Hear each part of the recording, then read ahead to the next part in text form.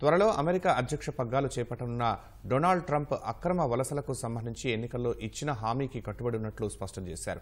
అధ్యక్ష పదవి చేపట్టగానే birth right సిటిజన్షిప్నకు ముగింపు పలకనున్నట్లు తెలిపారు. అమెరికన్ అంటే పునర్నిర్వచనం ఇవ్వనున్నట్లు చెప్పారు. ఈ విధానాన్ని ఎవరైనా అడ్డుకోవాలని ప్రయత్నిస్తే తీవ్ర పరిణామాలు ఉంటాయని ట్రంప్ హెచ్చరించారు. అధ్యక్ష ఎన్నికల్లో గెలుపొందిన తర్వాత తొలిసారి ఎన్బీసీ టీవీకి ఇచ్చిన ఇంటర్వ్యూలో ట్రంప్ ఈ వ్యాఖ్యలు చేశారు. కొన్ని దేశాల జైళ్ల నుంచి వచ్చిన 13,000 మందికి పైగా నేరస్తులు అమెరికా వీధుల్లో స్వేచ్ఛగా తిరుగుతున్నారని చెప్పారు. అలాంటి వారికి అమెరికాలో చోటు ఉండకూడదన్నారు.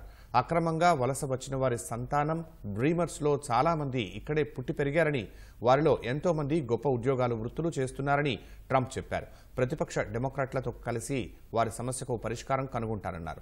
కెనడా, మెక్సికో నుంచి లక్షల మంది అక్రమంగా వలస వస్తున్నారని, వారిని అడ్డుకోకపోతే ఆ రెండు దేశాలపై 25% సుంకాలు విధిస్తానని ఇటీవల ట్రంప్ హెచ్చరించారు.